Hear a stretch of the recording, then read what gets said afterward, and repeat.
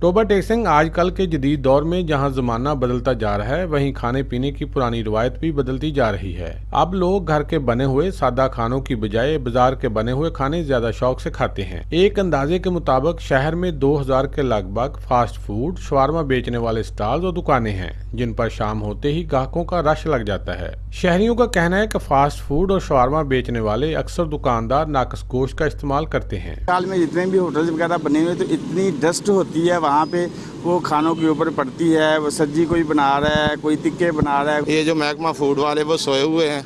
यहाँ मुर्दा जानवरों के शवार में कच्चा गोश्त मिर्च लगाकर बच्चों को बांटा जा रहा है। शहर में फास्ट फूड के नाम पर बिकने वाले चिकन कबाब, बीफ बर्गर, सज्जी, टिक्का कबाब और शवारमा शामिल हैं, जिन्हें शहरी शौक से खाते हैं। यही वजह है कि रोज बरोज शहरियों में मैदे और जिगर की बीमारियां आम हो रही हैं। दूसरी जानब हुकूमत ने खाने के म्यार को बेहतर बनाने के लिए फूड अथॉरिटी का काम किया, मगर वो भी बेसूद साबित हुआ। शहरियों ने आला हुकाम से मुतालबा किया है कि शहर में कायम फास्ट फूड की दुकानों को हफ्तावार चेक किया जाए और मौजूद सेहत शराब बेचने वालों के खिलाफ सख्त कार्रवाई की जाए।